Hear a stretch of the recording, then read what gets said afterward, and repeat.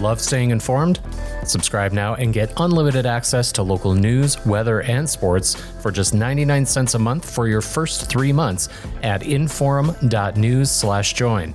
Read every story, listen to every podcast, and download the apps that keep you informed and on the go 24 hours a day. So head to inforum.news/join right now to subscribe. What are you waiting for? Get 3 months of local news for just 99 cents a month at inforum.news/join.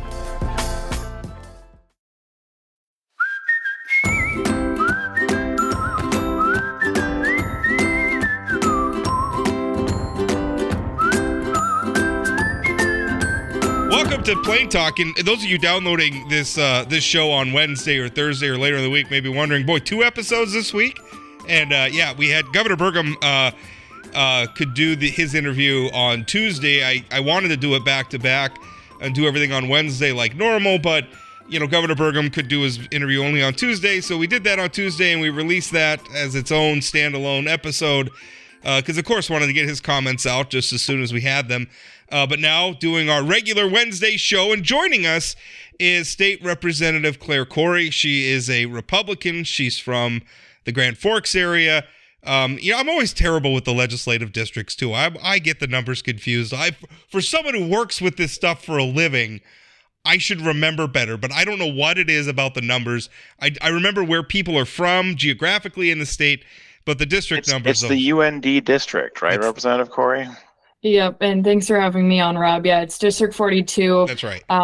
Grand Forks. And I think that I used to remember everyone's too, but with redistricting, everyone kind of switched, and that was kind of confusing too. Yeah, so no problem. But it's so natural. Grand Forks is just 18, 17, 43, and 42. They all make perfect sense. Numbers all lined up right together, just like in Fargo. District 11 is right next to 27, and 22 is out in the rural area. It's very simple to keep track of. I don't know why Rob can't do it. I'm an idiot apparently. And it takes me 10 years to start to get it down, and then we have redistricting, and then lots of stuff changes, and I don't know what. Hey, we didn't have Claire on to talk about the minutia of legislative districts or anything like that. We had her on to talk about the minutia of the school choice debate that just happened during the legislative session, where this legislature I think it's fair to say, made more progress on this issue, which I think has probably been a core conservative issue, core Republican issue for a long time.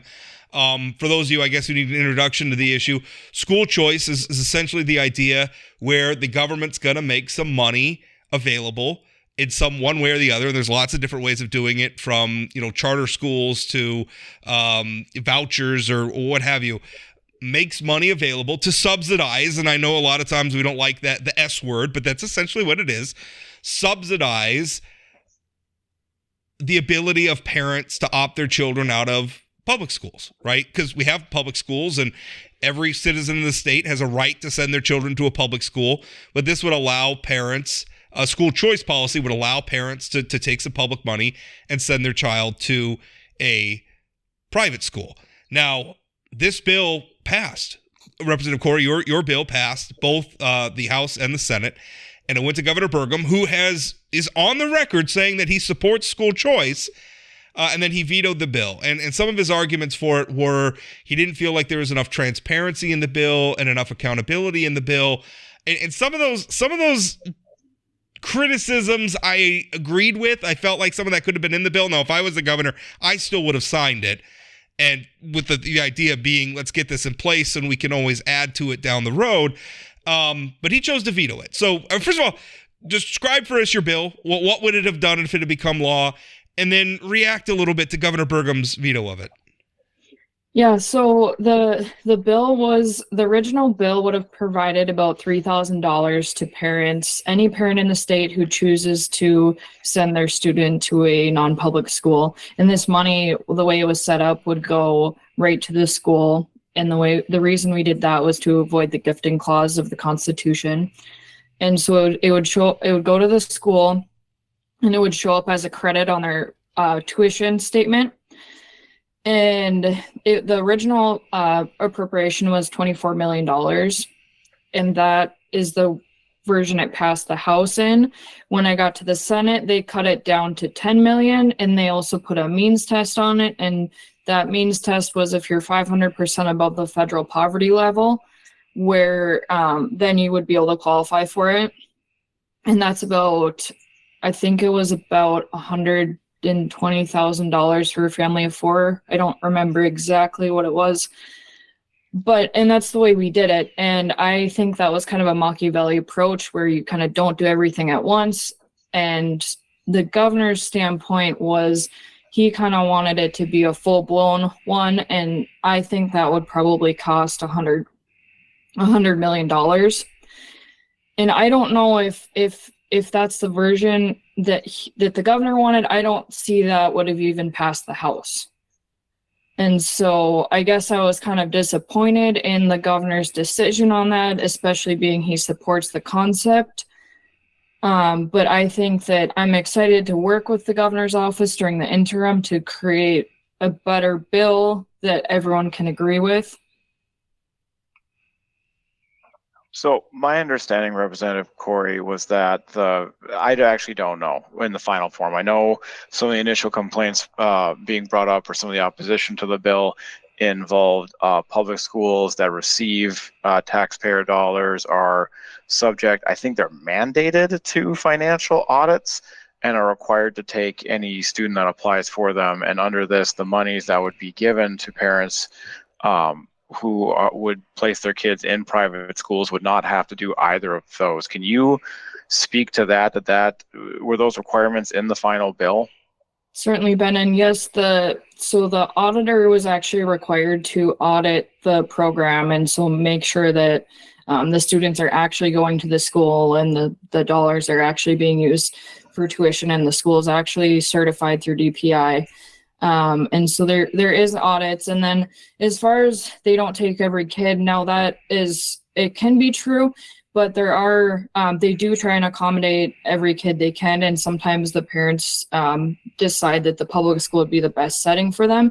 Now there is a school in Fargo, I think it's called Full Circle Academy, and they focus on specifically special needs kids. And so they take students with cerebral palsy, dyslexia, autism, and that's specifically what they focus on. And so their arguments aren't completely wrong, but private schools do take kids with disabilities. So in those audits that you're talking about that would be Josh Gallion, the state auditor, or whoever is elected state auditor at the time, he happens to be right now, would be required to perform audits on private schools taking those public monies? Yep, it was an audit requirement, yep.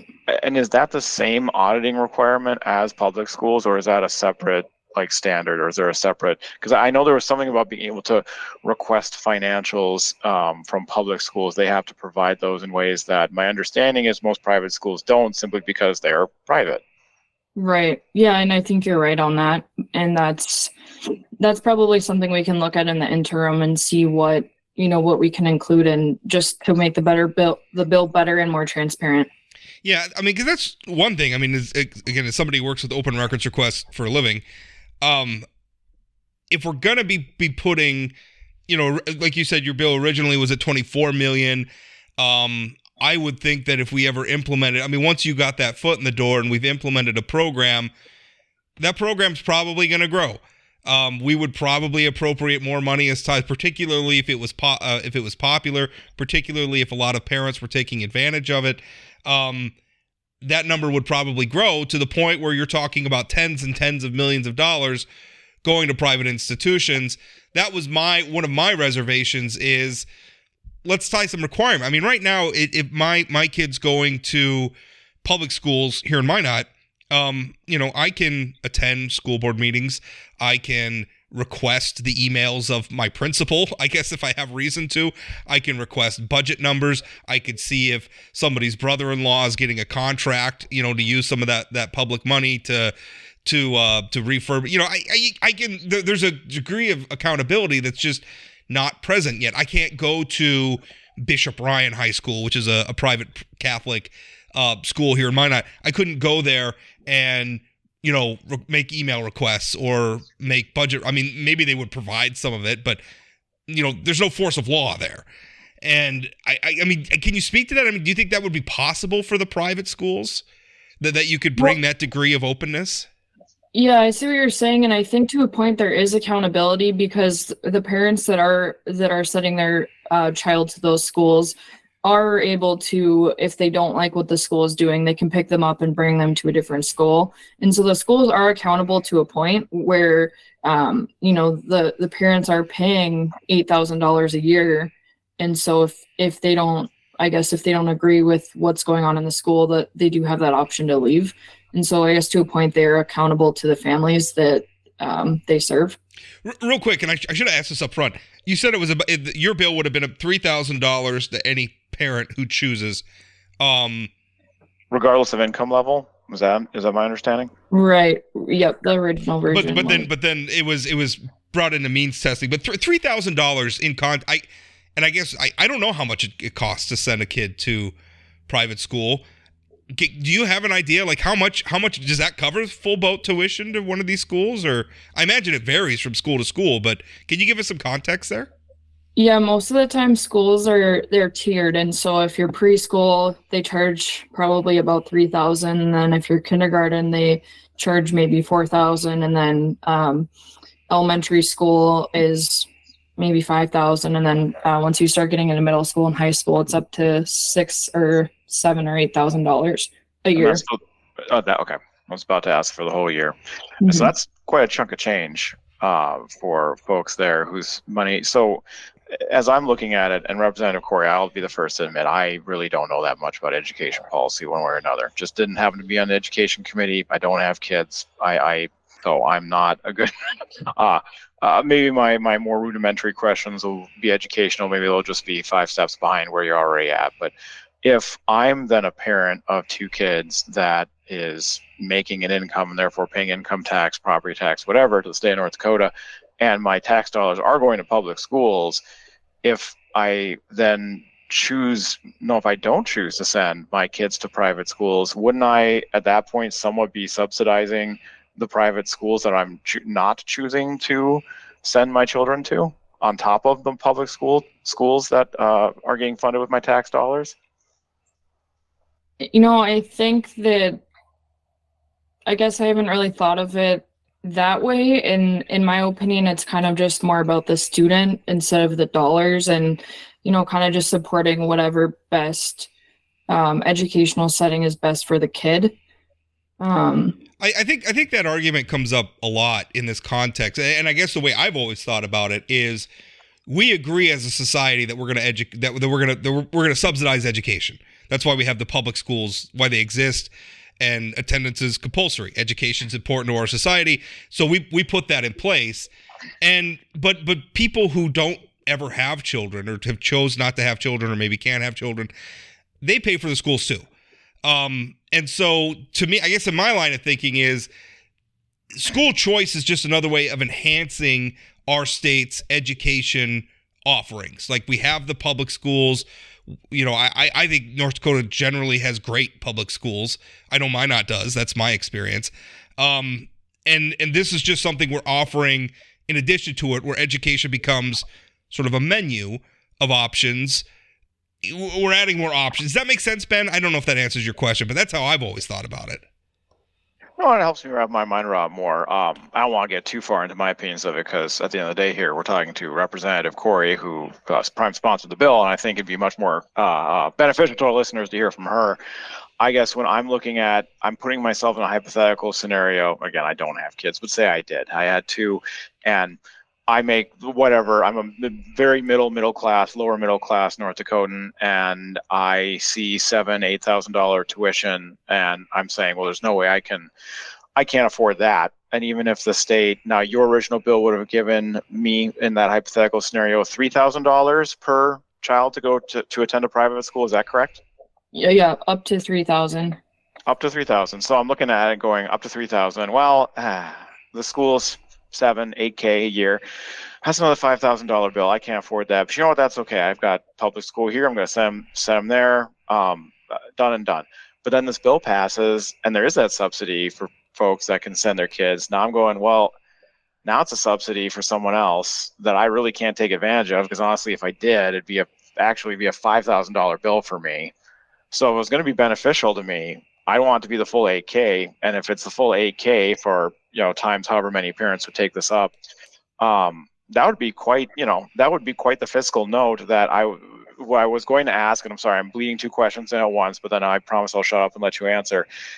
Do you know then, or was your intent to grow the education K through 12 budget, or were you going to take from the existing budget and just section some off for that private sector's or private school subsidy for parents?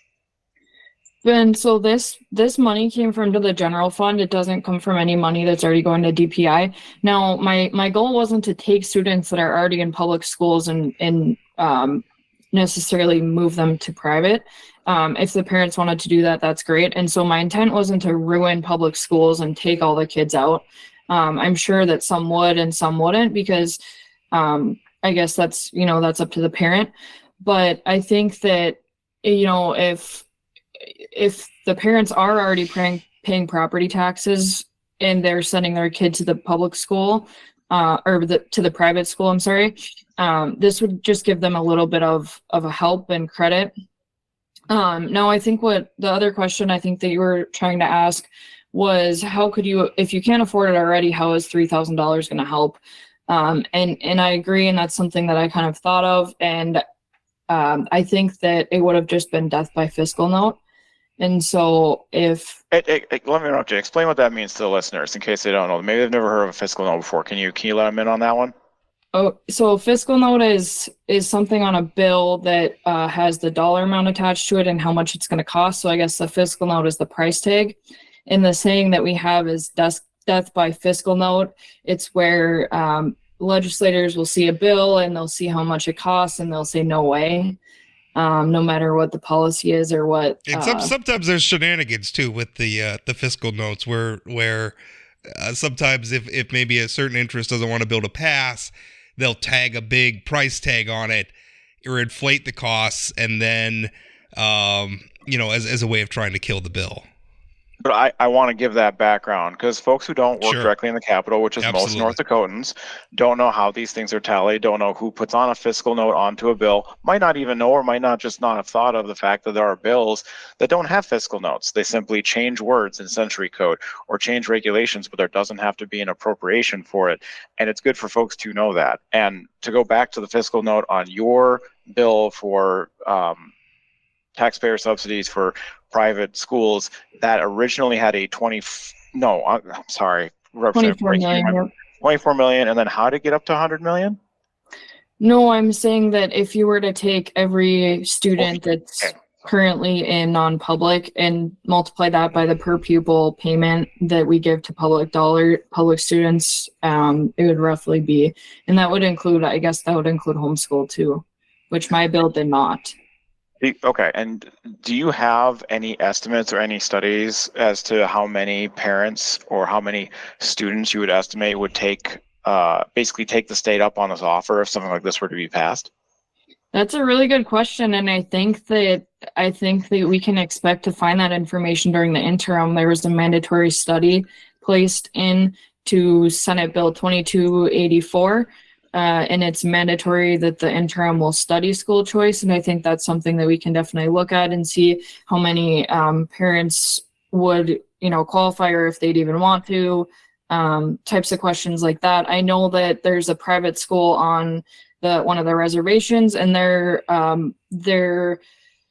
principal relayed the information to me that almost all of the parents there would qualify on the means test that we had set. And so that can be super meaningful to parents that, really like that choose private education. Do you have comparable example? Oh, sorry, Rob. Well, I was going to say one thing that interests me a lot is if you implemented a program like this, what its impact would be on demand for private school.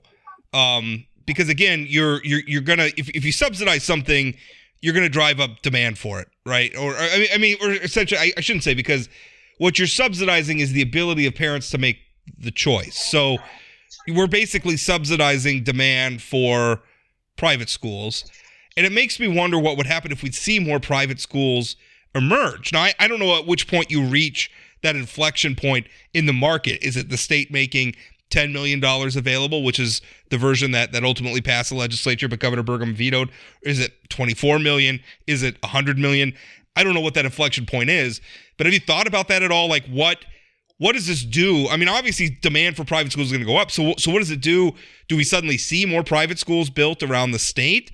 Because that's also one argument is a lot of rural areas, there aren't any private schools. Like if you live in a Minot or Minot, I think we have 2 private schools in Minot. Fargo, I'm sure has several. Bismarck, I'm sure has quite several. a few religious-based private schools. But if you I should note, I went to one. I went to okay. Grace Lutheran Grade School in South Fargo, North Dakota, which is a Lutheran grade school. But yes, we have several in this area. But if you live in Grand Forks as well. But if you live in Colm, North Dakota, what are your choices? So I guess, have you thought about that at all? Like what this would do for the availability of private schools? So I kind of have, and for the rural argument, nothing changes, I guess, for them. They have their one school and that's where they can go. And, I guess I'm not sure if we'll see more private schools, and I don't know how much we'd have to fund for them to, be developed. But that's another thing that, I'm happy to look at in the interim and study that too and see what the effects would be. I know it was a stat put up by, I believe it was NDU, that said about I want to say 2/3 North Dakota. North Dakota United, right? Yes, sorry, I shouldn't just use the acronym. Look at me, you're getting insidery with my jargon. That about 2/3 of North Dakota counties or 3/4 of North Dakota counties do not have a private school anywhere within that county, because we are, at the end of the day, a very rural state. I think we only have, 7, 8 cities above the population of 10,000. And so do you feel like this would divert monies away from folks living in those more rural areas, or did you have something to try to combat that with legislation as it went through the House and the Senate? A lot of the conversations we talked about was families that board, and they will go and stay with a family in a bigger city for the week and then go home with their families for the weekend. And that was something that we looked at. Some families do that now. Do you have any numbers on that? Like I hadn't heard about that, but again, I'm not well acquainted with education policy. You might just know things that I don't know. I guess I haven't asked the school directly how many do it. The principals were aware of some that do decide to do that, but I guess I didn't ask for numbers. Let's switch gears a little bit. I think the school choice issue's not going away, and again, I mean, we have a governor, assuming he runs for re-election. And Ben, I think after our interview yesterday with the governor, I think he's running for something in 2024. He's running for a 3rd term or a cabinet position in the new Trump administration. That's not going to happen. It's one of those two. Anyway, we'll see what happens. But we currently have a governor who is very much for school choice. I would argue perhaps the most pro school choice governor we've had in my tenure writing about North Dakota politics. So the issue's not going away. I guess that's my point. Let's switch to talk about the legislature in general. I know this legislature did a lot of good things. It also made a lot of controversial headlines. Give us an insider perspective. I mean, somebody was there having to take some of those votes, having to read some of those national headlines about what North Dakotans were doing. How did you feel about it all? It was a long session. We did a lot of meaningful work. We did a tuition freeze on higher ed. We passed a big $500 million tax relief package. And we did focus on good things, but I guess there was a lot of social issues this session. I don't know if that's naturally with the, kind of national movement, I guess. And so that does get kind of tough to vote on those bills, I guess. You had a new majority leader this session in Mike LaFleur of Dickinson. And for our listeners, let us know. And actually, Representative Cory, I apologize. I don't know. Is this your second session? Yep, this is my second session. Your second session. So you're wrapping up your first term in office here. So you've had Chet Pollard, long-serving member, was your majority leader your first session, and then Mike LaFleur came in this session. My understanding from both Republican legislators I've spoken to and Democratic ones was back in the Al Carlson, I can't remember who was before him, before Wes Belter days, typically when it came to more hot button social issue bills, especially, knowing that they would frankly attract a lot of ink and now a lot of clicks and a lot of shares on social media in the current era, there was typically a move to put them to at least one bill or maybe one bill per chamber. This session clearly saw that strategy abandoned, whether it was intentional or maybe simply not tracked by the majority leader. I want to know, did you have any thoughts on that strategy, or maybe lack thereof? Was there any talk about that in caucus, that the supermajority caucus you serve in, as something that you might want to look at as doing something differently next time? What were your thoughts on that, and Majority Leader LaFour's kind of management of that? I think that Majority Leader LaFour did a really tremendous job for his first session. We had a huge supermajority, and it was his first time kind of trying to deal with appropriations. He hadn't started on appropriations. He had been a committee chairman, but kind of newly dealing with appropriations, having that supermajority. Now, for as far as bills, I guess I've never heard of just doing one, but that is actually the approach I did on my school choice bill. I kind of met with everyone ahead of time and kind of who was all interested in. We kind of sat down and figured out one bill that would work the best. And so we had one bill for that issue. Now, I think that there was kind of doubled up on other bills, I guess, and it did make for long hearings. And for example, one of the ones that comes to mind was the book ban bill. So there was 2 hearings. I sat on Judiciary Committee. We heard that bill twice. It was a lot of the same people. The bill was similar, but it had, I guess, different kind of penalties. One did, one didn't, for penalties for librarians. And so we heard basically from the same people twice on that bill. And so I think that, and I think that there was others that did that too. I think that we probably could have kind of met as a caucus and kind of did like work groups to see what, that might have been something we could have done or could do next session. I hear a lot of frustration from members of the public. Admittedly, given the social circles that I'm talking to, it mostly tends to be on the Democratic side of the aisle, but even outside of the Democratic side of the aisle, that does wonder when we hear so many things happening and important bills happening last minute. The governor explicitly expressed frustration with the legislature yesterday, didn't imply, out and out said, we have all these things we're doing, major tax reforms, things I had press conferences about before the session, and everything's happening in the last 6 days. Now, there's a little bit of the chronology of how the legislature works, with simply the last bills are the last bills you vote on, of course. But there seems to be a lot of time and a lot of wheels spinning on those social issues, on repeat or superfluous bills that are at the very least covering the same topics, if not straight up clones of each other. So do you think there is a way of prepping that, letting the public know that things are being better organized for next time? Is there a way to convey that, or maybe show some more discipline within the caucus? Is there something concrete being done so maybe that's not happening the next time out? That's a good point, and that's probably a discussion we could probably bring up as a caucus. And I'm not a chairman or anything like that. I'm not in leadership, and so that would be, something we could probably bring up.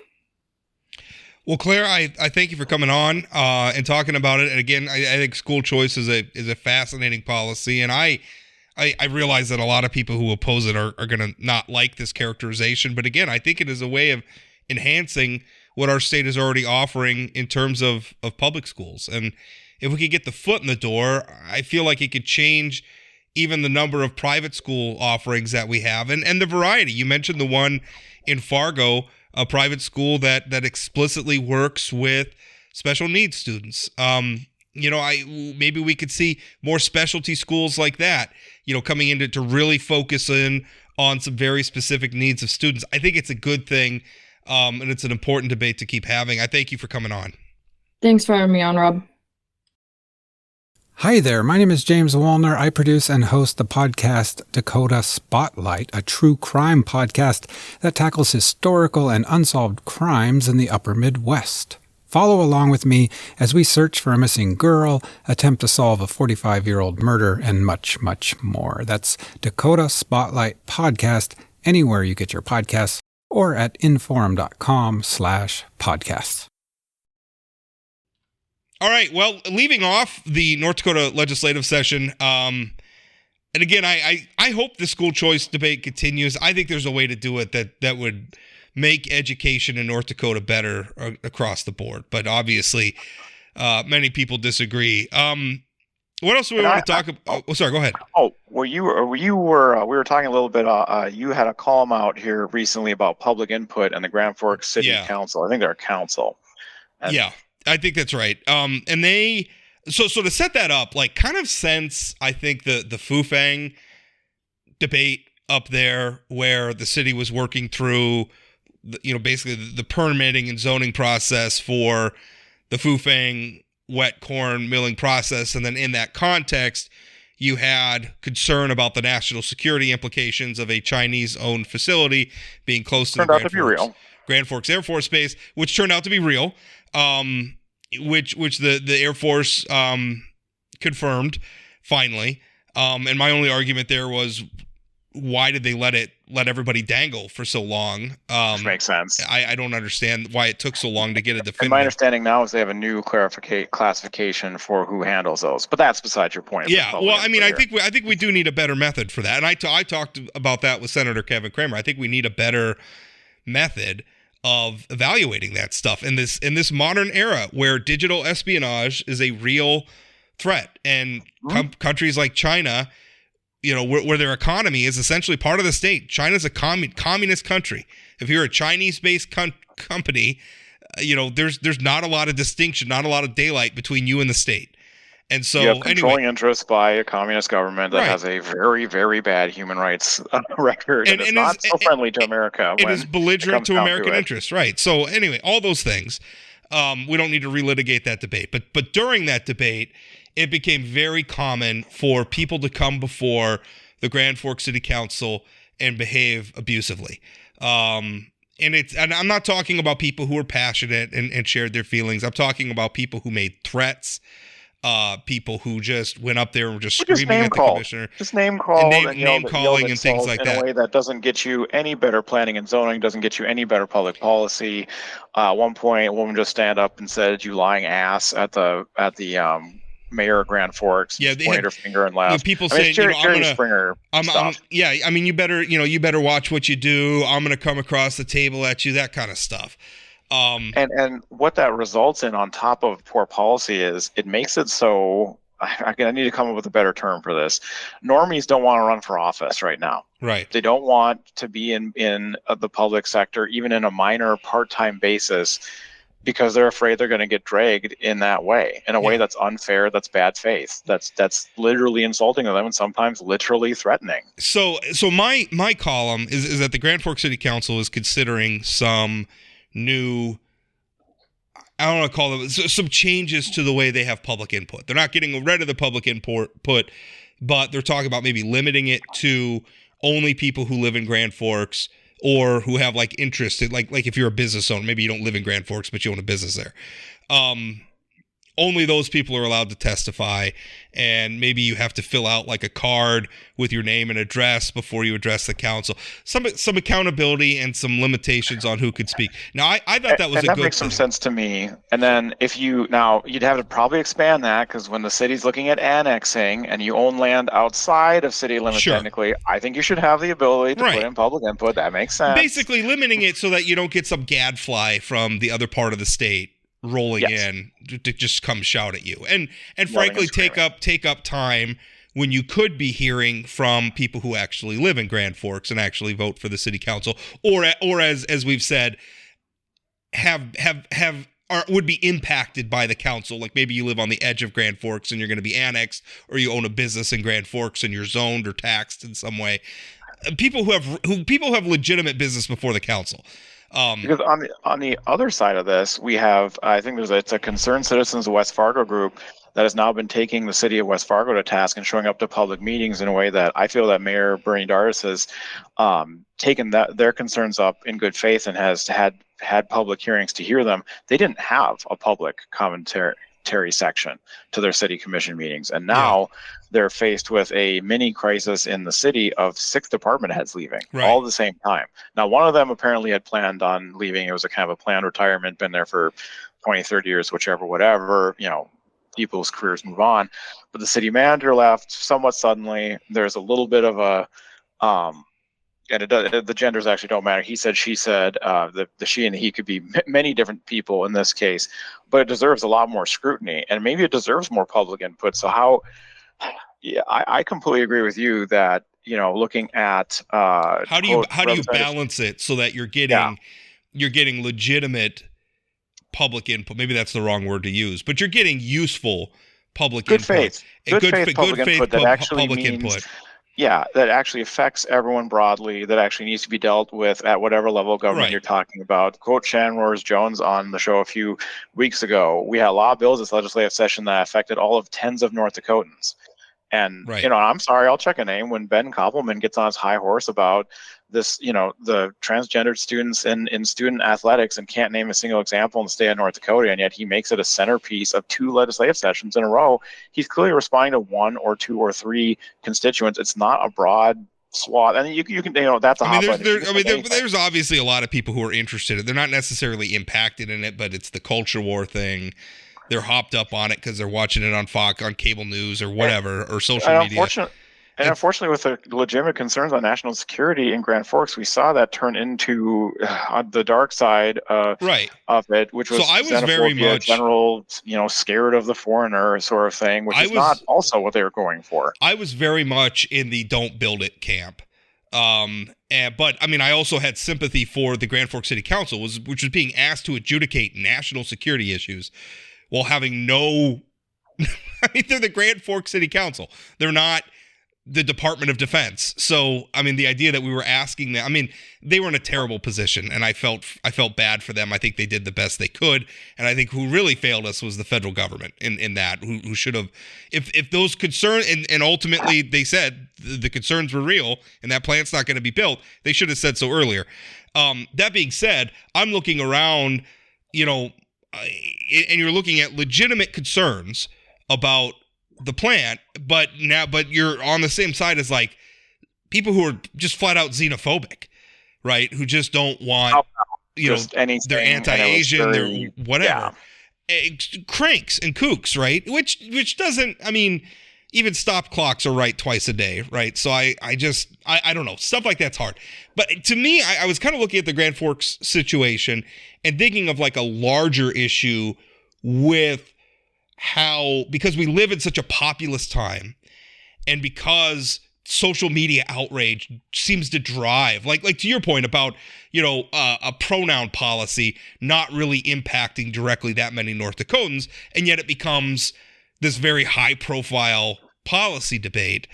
And what is that driven by? Well, it's driven by very loud, very obnoxious bullies a lot of the time. And so my argument was, I kind of looking at the Grand Forks example, is like, how much time do we really need to invest in listening? Because we're all, I mean, kind of the default position is we're all for we the people, right? We're America. That's how our Constitution, the preamble starts out to the Constitution. It's democracy's messy. Everyone has to participate. And so the argument, like, I'm kind of making the opposite argument, but if you look at it, like the American system of government was founded to not be a direct democracy and to give elected representatives room to disagree with the majorities, right? I mean, and in fact, in a lot of ways, the Constitution exists to protect minority points of view, not necessarily majority points of view. A lot don't need protection, right? I mean, but the problem is that a lot of times majorities are wrong. And so what we need in the government are systems that allow people to be able to say, no, I'm sorry, just because you're the loudest, just because you're the most, might doesn't make right. Sometimes the majorities are wrong. And we've got to have space in our system to allow for that. And so what I'm really worried at, though, is because of social media and because a lot of the other things that are going on, it's kind of might makes right right now. I, from my perspective, feel like this is a mutation or an eventual evolution of a general pure anti-government sentiment that eventually gets filtered into those so-and-sos, insert explicit insults here, in the government or at the top, the elites, they're all against us. And public policy victories aren't actual public policies. It's zings and funny posts online to your opponents, both left and right. Right. When you don't believe you can create something, when you've given up hope completely that self-governance really is what we want, and everyone who runs for Congress runs against DC because they're the crooked, again, so-and-so is filling your explicitives here, when everyone who's in the government needs to simply cut or eliminate or, frankly, drown in the bathtub, at some point, you don't believe that legislative victories are even possible. And I think there are some not serious-minded people showing up to a lot of district conventions, and I'm not even necessarily throwing just Republicans or Republicans in North Dakota under the bus. I think there are plenty of people on the left who showed up for a while, demanded purity, and now have just left town, just won't participate, because if you don't get the purest thing immediately with no due process, legislative process, and scrutiny that every piece of legislation deserves, I'm glad you have to go through two chambers. I'm glad the governor has a veto pen. Don't complain that the governor, the duly elected governor, has a veto pen and has another check on laws that are passed that we all must live by through then force of law. We have to have more faith in both ourselves and the country and encourage participation again. You use the term anti-government, and I would argue it's not really anti-government, because a lot of right and left, what they want to do is use the government to prosecute their war on people that they don't like. Yeah, so they now contradictorily want to use the government. Yeah. Right. So it's very bizarre, and I would even argue at the national level. So I have a column that may even, as we're recording this, by the time people hear this, it'll be up. That is about what's going on with Donald Trump. Now, I mean, here's and I kind of jump off, like, I mean, could you imagine if Donald Trump was, like, how Republicans in North Dakota would react if Donald Trump was the front runner Democrat? Right. They'd I mean, I'm old enough to remember when Barack Obama mistakenly saying he'd visited 57 states, which was obviously just a mental flub. I remember talk radio hosts treating that like that disqualified him from office because he was so stupid. Which clearly it was a mental flub. But now we have Donald Trump, who has been impeached for trying to basically bully Ukraine into a plot against Joe Biden, using foreign aid. He was impeached for his role in fomenting the January 6th riot. He's now been held on by a jury in New York. He's been held liable for sexual misconduct. I forget the exact term. It wasn't rape. They said no on the rape thing, but defamation and sexual assault. It was liable for battery, wasn't it? Battery, something like that. Yeah.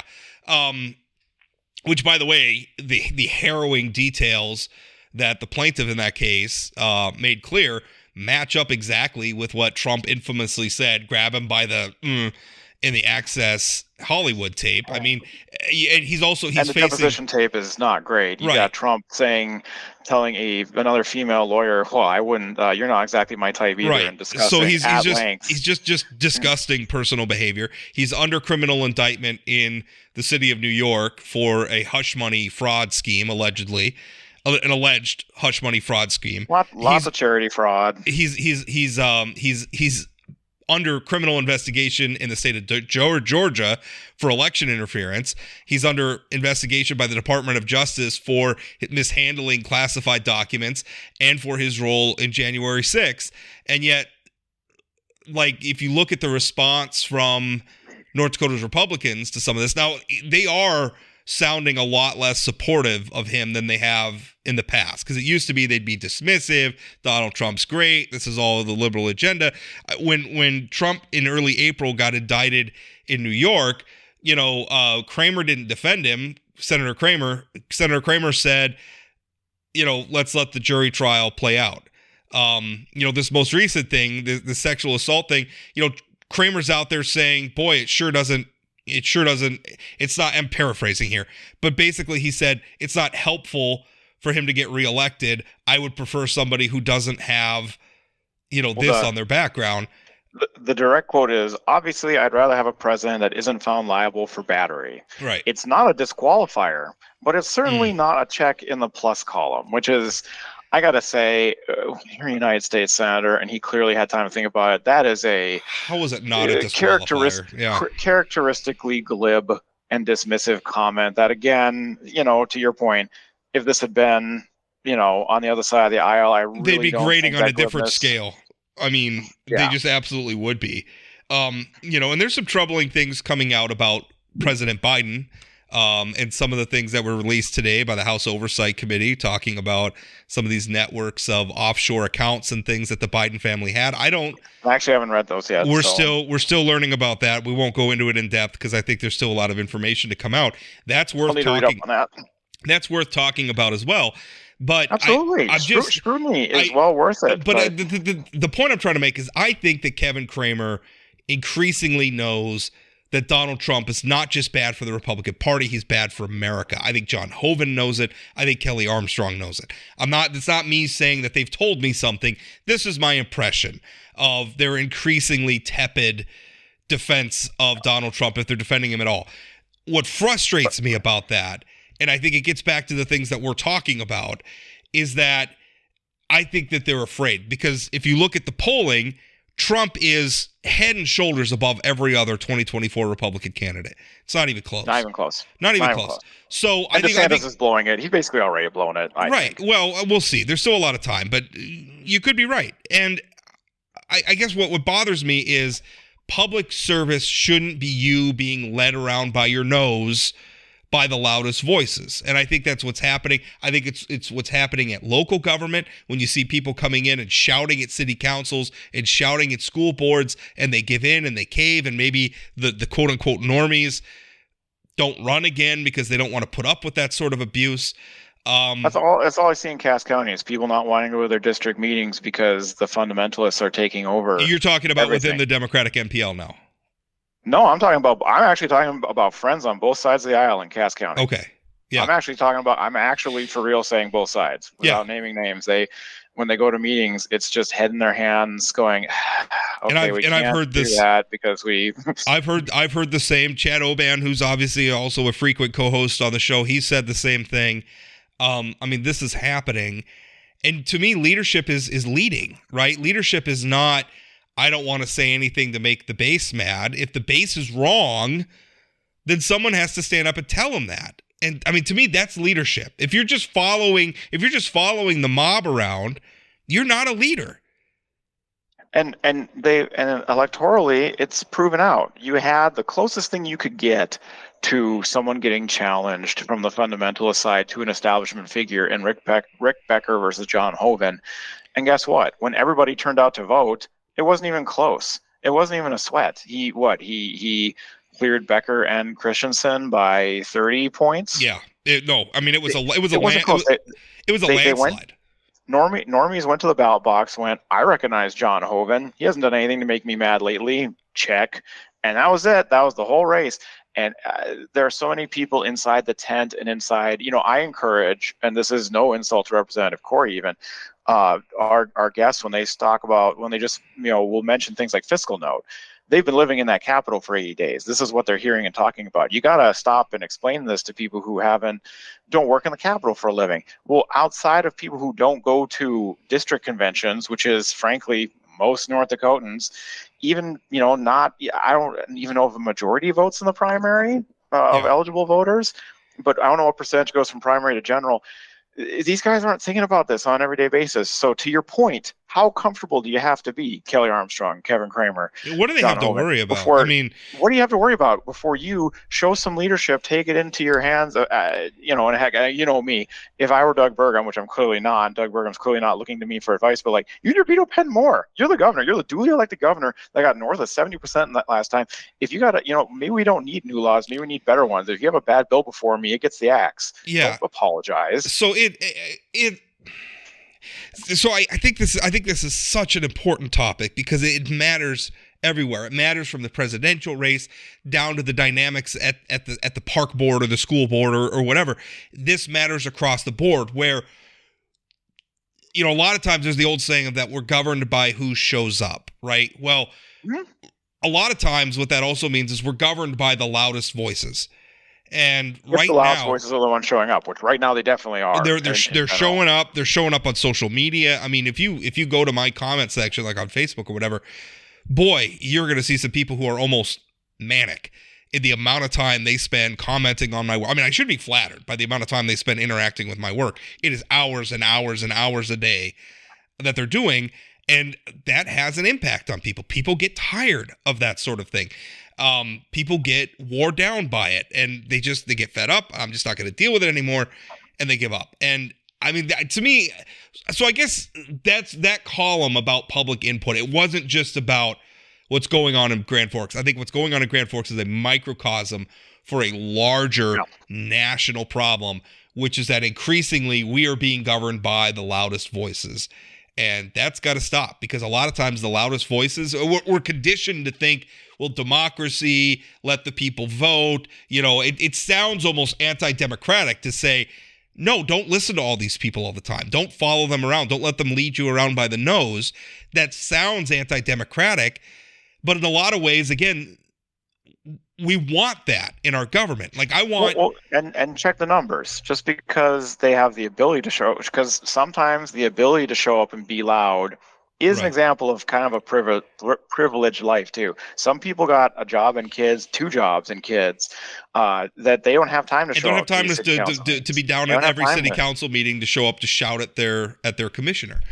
And I think the perfect example of that is, again, the Becker v. Hoeven race, where at the state convention, where you're talking about party activists, which are the people who have time to show up at their local Republican meetings in their districts, and then get elected a delegate, and then have the time to go to Bismarck and spend a weekend at the statewide convention. And I had friends on the Republican side of the aisle tell me, "Yep, we get to go down to the blank show in Bismarck, a naughty word show." Right. And they knew it. They knew it. They said it all out before they went to their own convention. Right. So they go there, and then it ends up being a pretty close race between Becker and Hoeven. Now Becker ultimately lost, but it was very, very close. But then, to your point, you get to the general election in November, Becker runs as an independent and gets absolutely creamed. And I think... But some of Hoeven's people were shaking in their boots, or, my God, we've got internals that say Rick Becker's so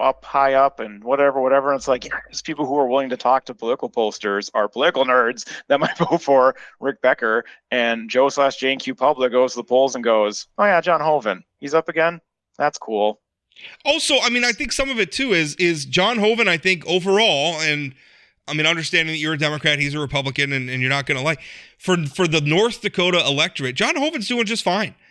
John Hoeven, on the nitty-gritty stuff, when you call his office and you have a problem, his constituent services are on point. He addresses the issues that North Dakotans care about. He's bringing home funding to the state. He's advancing the policy causes, and he's an effective lawmaker.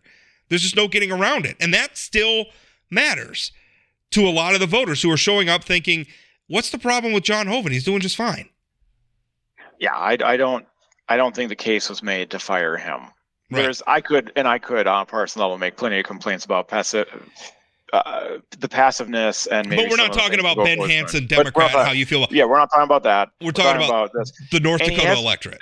And I will say, John Hoeven has maintained, as has Doug Burgum in his personal cadence, a level of decorum that's much more, it's much more of John Hoeven's era. It was the 90s. Well, he became governor in 2000, but 90s, early 2000s era, where, you towed a certain line. In John Hoeven's case, it was, every button's buttoned and you wear a tie to all events. And that's kind of just the place he comes from. And it's not about being boorish. It's not about getting the most likes. He does not seek out, he likes being at ribbon cutting, but he will not really seek out going. He's not viral. a red meat guy. He's not going to be on Fox News throwing.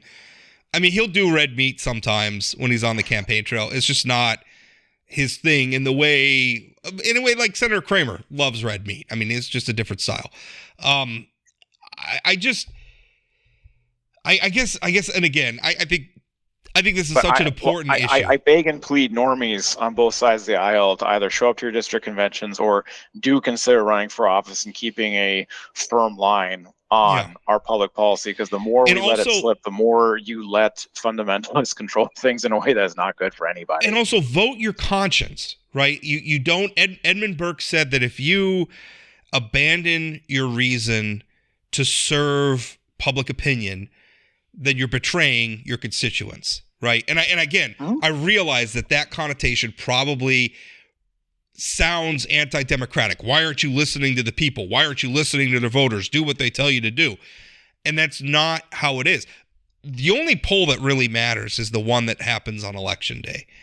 And so I think you if you elected to office, whether you're the proverbial dog catcher, although does anywhere in the country, I've always loved that saying, like, he wouldn't be elected dog catcher. Has anybody ever elected their dog catcher? I don't know. I don't know. I never heard of it. I should actually look that up, because I kind of like looking up old stats. Yeah. Anyway, but and for God's sakes, GOP, nationally and locally, can you please take a loss for a loss? I understand on the Democrat side, there's a lot of Democrats that don't want Joe Biden to run for election. He at least won his last election.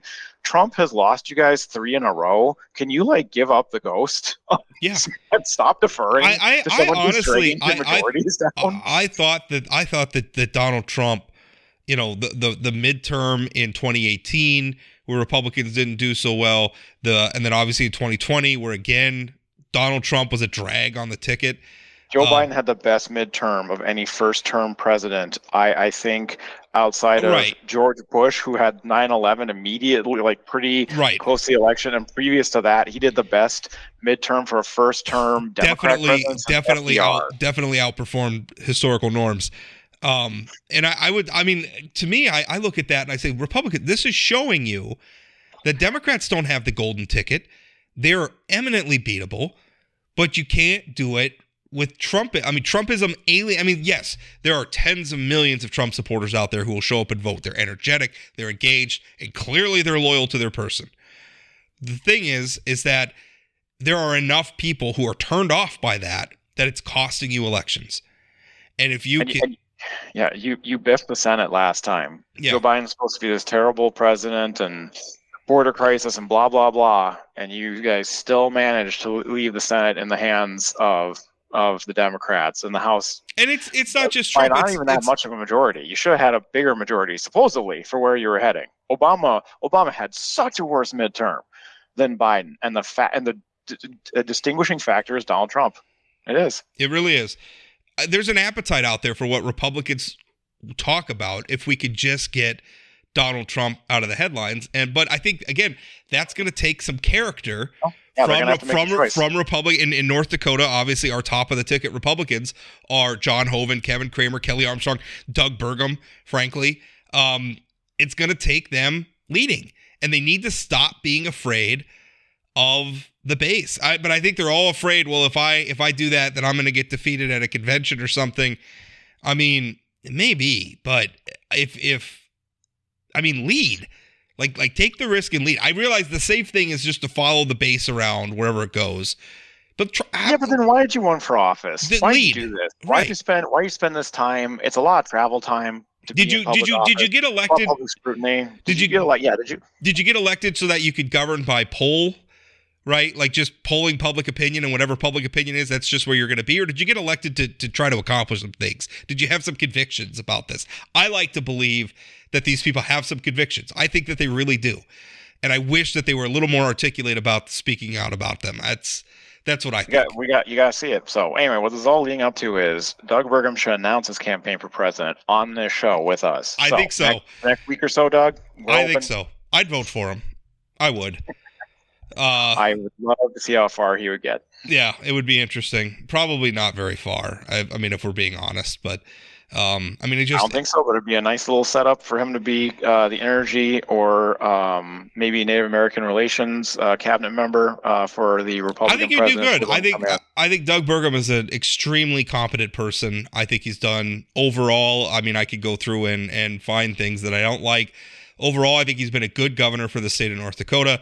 I think his political skills still are lacking, and he creates problems where he doesn't need to have them. But overall, I think he's been a good governor. I think he'd be a credit to the White House. I think he'd be a credit as a cabinet member. But overall, the Republicans have a Donald Trump problem that they got to solve. All right, we're going to put a pin in it right there and end the show. Ben, thank you so much. Next week on Wednesday, I should promote this a little bit. Next week on Wednesday, we are going to have the former editor-in-chief of BuzzFeed News, former New York Times columnist, author of a new book called Traffic. All the time I'm hearing have people telling me about clickbait, and he's got a book out that talks about BuzzFeed. It talks about the incentives that the internet created for journalists specifically, that were both good in some ways. It brought in some new perspectives and some new fresh blood, but was also bad for a lot of the things we were just talking about, where you had journalists that were basically just chasing their audience, which if you look at what happened at Fox News with the Dominion lawsuit and everything, where the people at Fox News clearly knew that what they were saying about the 2020 election was false, or what their guests were saying about the 2020 election were false, but were so afraid of angering their viewers that they just went ahead and said it anyway. We're going to talk about all that. His new book is Traffic. I think it's available now if you want to buy it. He's going to be on the show Wednesday. Stay tuned for that. As for now, thanks for listening, and we'll talk again.